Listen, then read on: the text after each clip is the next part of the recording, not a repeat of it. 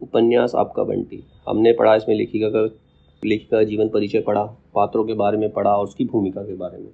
अब है आपका बंटी उपन्यास का सारांश। आपका बंटी हिंदी साहित्य में बाल मनोविज्ञान का एक दुर्लभ दस्तावेज है, मतलब बच्चों के दिमाग में क्या चलता है, जिसमें लेखिका ने बाल मन का बड़ा ही सूक्ष्म चित्रण किया है। बंटी एक तलाकशुदा पति पत्नी की संतान है जो अपनी मम्मी के साथ रहता है। बंटी की इस स्थिति ने उसे बहुत आत्मनिष्ठ बना डाला है। उसके मन में हमेशा बहुत कुछ चलता रहता है। वह मम्मी के बारे में बहुत कुछ सोचता है। मम्मी के हक एक रूप हर एक व्यवहार का बारीकी से विश्लेषण करता है, मतलब उस मम्मी के मन में क्या चल रहा है वो हमेशा सोचता रहता है। मम्मी के साथ रहते हुए बंटी की यह विडंबना ही कही जाएगी कि उसकी खुद की मम्मी उसे कई बार बहुत अजनबी लगने लगती है। बंटी पापा के बारे में भी सोचता है तो पापा के आने पर उसके साथ घूमने के बहुत से सपने भी देखता है। बंटी के साथ ज़्यादा से ज़्यादा वक्त जो चरित्र रहता है वह है फूफी का। फूफी को लेकर बंटी आश्वस्त है और फूफी के सामने ही बच्चा बनकर रह पाता है। बंटी का एक ही दोस्त है पड़ोस में रहने वाला टीटू, उसी के साथ बंटी खेलता है। यही है बंटी की दुनिया, क्योंकि उसका घर शहर से थोड़ी दूर है। बंटी के घर के आगे पहाड़ी है और उसके आगे की दुनिया बंटी के लिए जादू और कौतूहल से भरी हुई है। मतलब पहाड़ी के बाद से ऐसा लगता है कि कोई नई दुनिया है वहाँ पर। बहुत ज़्यादा एक्साइटमेंट है उस दुनिया को लेकर के उसके अंदर। बंटी की कल्पनाएं उसे वास्तविकता से दूर ले जाती हैं। वह फूफी और मम्मी की सुनाई हुई कहानियों में ही खोया रहता है और वास्तविकता में घटती चीज़ों को कल्पना में खोजता है। बंटी के माता पिता शिक्षित व स्वतंत्र विचारधारा के हैं, लेकिन शकुन एवं अजय दोनों ही अहम भावना से ग्रस्त है, मतलब दोनों के अंदर ईगो है, जिसके कारण उन दोनों के बीच कभी समझौता नहीं हो पाता और दोनों एक दूसरे से अलग रहते हैं। बंटी की मम्मी शकुन एक आत्मनिर्भर स्त्री है। वे एक कॉलेज की प्रिंसिपल है जो अपने बच्चे से प्रेम तो करती है, लेकिन मात्र उसके लिए अपना पूर्ण अस्तित्व समाप्त करने की कोशिश में नहीं है। शकुन के लिए बंटी और उसका भविष्य तो सबसे महत्वपूर्ण है ही, पर कभी कभी बंटी का व्यवहार जो बंटी को अजय की कमी से महसूस होता है, शकुन को खलने लगता है। एक आत्मनिर्भर समाज में अपने पद से पुरुषों को चुनौती देने वाली शकुन के लिए बहुत ही पीड़ादायक रहा है कि उसके पति ने उससे संबंध विच्छेद कर लिया, मतलब तलाक हो गया है। अजय ने शकुन से अलग होते ही दूसरी स्त्री से विवाह भी कर लिया। शकुन को यह बात अंदर तक कचोटती रहती है कि जो उसका प्राप्य था वह अजय ने किसी और को दे दिया, मतलब जो उसका हक था वो उसने किसी और को दे दिया। हमारे भारतीय समाज की यह विडंबना ही कही जाएगी कि पुरुषों को इस बात पर जरा भी दुख नहीं होता कि अपनी खुशी के लिए एक स्त्री के जीवन को पूरी तरह बदल सकते हैं और समाज की नज़र में फिर भी एक आदर्श व्यक्ति के रूप में स्थापित रहते हैं।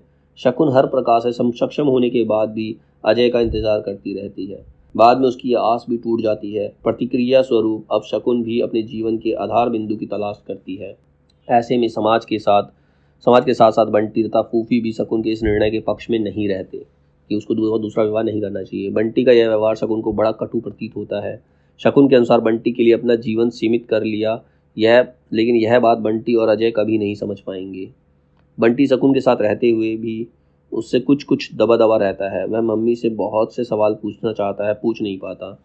वह सोचता है कि घर में जब मम्मी रहती है तो कितनी अच्छी लगती है, एकदम अपनी सी। पर कॉलेज के लिए जाते ही मम्मी का रूप एकदम बदल जाता है। तैयार होती हुई मम्मी को देखकर बंटी ड्रेसिंग टेबल की शीशियों को बड़े कुतूहल से, मतलब बहुत ज़्यादा एक्साइटमेंट से देखता है। वह सोचता है कि ज़रूर इनमें कोई जादू है जो मम्मी एकदम बदल जाती है। मम्मी बंटी को कभी नहीं डांटती, वह कितना भी बड़ा तूफान क्यों ना मचाए, मम्मी को कुछ नहीं कहती है। यह बात भी बंटी को अटपटी लगती है, कुछ डांटती क्यों नहीं है। मम्मी बंटी को बहुत प्यार करती है। कॉलेज जाती हुई मम्मी बंटी को प्यार करना नहीं भूलती है। रात को लौट कर मम्मी बंटी को कहानी भी सुनाती है और फूफी से यह भी कहती है कि बंटी को जो पसंद हो खाने में वही बनाए। वहीं बंटी भी की मम्मी से टीटू की मम्मी का व्यवहार बहुत ज़्यादा भिन्न है। बंटी के नखरे और गुस्से को जो सबसे ज़्यादा सहती है वह फूफी है। बंटी फूफी का दिया हुआ खाना तक उठाकर फेंक देता है। वह फूफी पर पूरा अधिकार रखता है। बंटी के पापा उसे कभी कभी मिलने आते हैं और वकील चाचा आते हैं तो उनके आने की खबर या कोई तोहफा जो पापा ने उसके लिए भिजवाया हो बंटी को देते हैं। वैसे तो बंटी के मन में पापा को लेकर बहुत उत्साह रहा है, पर इस बार जब अजय आया तो बंटी उनसे मिलकर जरा भी खुश नहीं हुआ। बंटी शकुन से जो तलाक के विषय में सवाल पूछना चाहता था वह उसने पापा से पूछने के बारे में सोचा था, लेकिन वह नहीं पूछ सका। अंत में रिक्शे वाले को कुछ पैसों के लिए डांटते पापा उसे निहायत ही अजनबी और अपरिचित से लगने लगते। जब उसके पापा उसको रिक्शे वाले को डांट रहे होते तो उसे बड़ा बुरा लगता है। दूसरे दिन शकुन और अजय के तलाक की कागजी कार्रवाई हो जाने के बाद शकुन जैसे एकदम टूट जाती है और उसे हमेशा रोते हुए देखकर बंटी अचानक से बड़ा हो जाता है।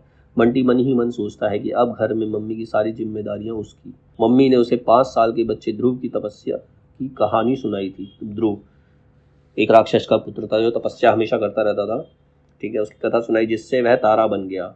बंटी भी तपस्या करने की सोचता है और अपने मन को मार लेता है, जिद नहीं करता, मम्मी की मदद करता है।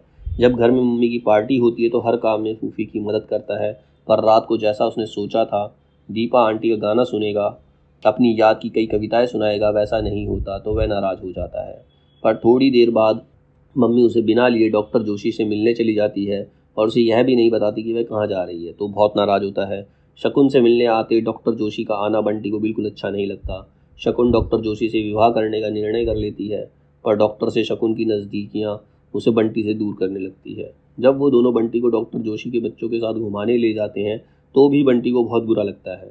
अचानक मम्मी के स्वभाव में आया परिवर्तन बंटी को बहुत अजीब लगता है। वह घर आकर रोने लगता है। यह देखकर शकुन उसे एक थप्पड़ लगा देती है। मार खाए बंटी की आंखों से एक आंसू तक नहीं निकलता, पर अंदर ही अंदर से जो पीड़ा महसूस होती है, इसका जिक्र मन्नू भंडारी ने बखूबी किया है। शकुन के बंटी के प्रति व्यवहार की आलोचना डॉक्टर जोशी तथा वकील चाचा दोनों करते हैं।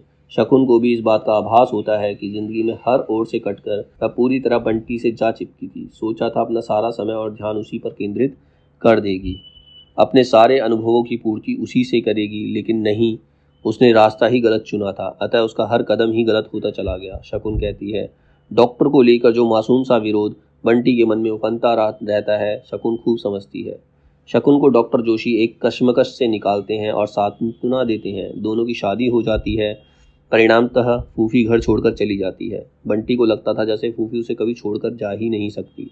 फूफी की जान रसोई घर में बसती है और फूफी के बिना बंटी अपने जीवन की कल्पना भी नहीं कर सकता था।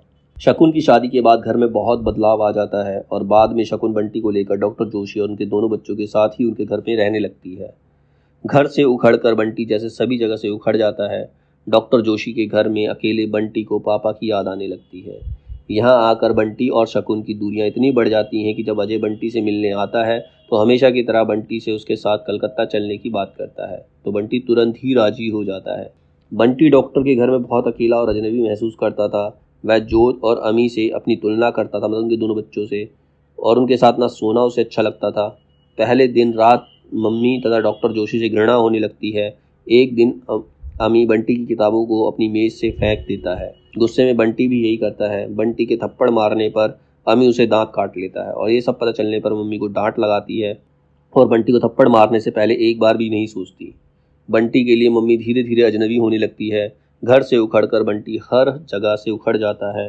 कलकत्ता के बारे में उसने बहुत सपने देखे थे जो झूठे साबित होते हैं। वहाँ उसे एक नया परिवार मिलता है। पिता जिसने मीरा नाम की स्त्री से शादी की है, वह छोटी माँ तथा नया भाई, लेकिन बंटी इस परिवार का हिस्सा नहीं बन पाता। बातों बातों में पता चलता है कि पापा बंटी को अपने पास रखने के लिए नहीं बल्कि हॉस्टल में दाखिला कराने के लिए लाए हैं। अंततः अजय बंटी को हॉस्टल में छोड़ आता है। बंटी की को जैसे पूरी दुनिया ही अजनबी लगने लगती है। पापा का चेहरा भी रेल में बैठे लोगों में गड़बड़ हो जाता है, मतलब पापा का चेहरा भी उन्हीं में मिक्स हो जाता है। वस्तुतः उपन्यास में बंटी की कहानी वहीं से शुरू होती है।